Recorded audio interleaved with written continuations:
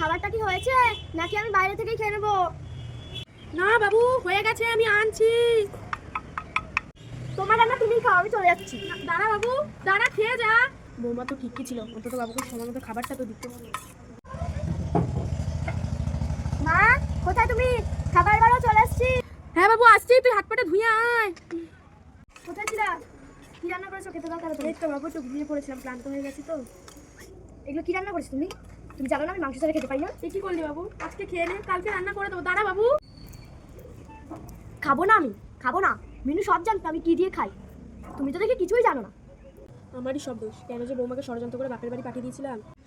যাই তো, চুপি চুপি করে মাকে একটু দেখে আসি। আজকে আমার কারণেই আমার বাবুটা আমাকে খারাপ হবে। কালকেই বাবুকে বলবো বৌমাকে বাড়ি নিয়ে আসতে, আমার আর এই কাজ সহ্য হচ্ছে না।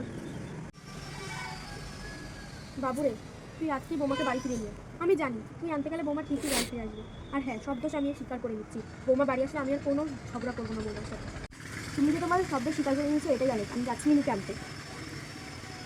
মা, তুমি কোথায়? মিনুকে দেখো নিয়ে এসছি। যাই, বাবু এসে বৌমাকে নিয়ে। এই তো বাবু আসছি, দাঁড়া। বাবু তুই এসছিস? এসো মা লক্ষ্মী, বসো ঘরে আমার। হ্যাঁ, একটু বরণ করে নি।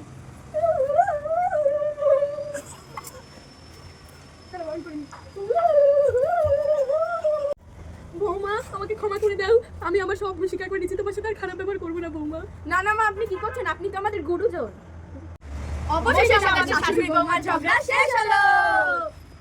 যদি এই ভিডিওটিতে 10,000 লাইক হয় তাহলে পরের ভিডিওতে আমরা এরকম অন্য কিছু ভিডিও নিয়ে আসবো। যদি আমাদের ভিডিওগুলো ভালো লাগে থাকে তাহলে ঝটপট কমেন্টে জানাও। যদি এই ভিডিওটা ভালো লাগে তাহলে ফানি ক্লাব চ্যানেলে ঝটপট সাবস্ক্রাইব করে দাও। লাইক, কমেন্ট, শেয়ার এবং সাবস্ক্রাইব করবেন। বাই।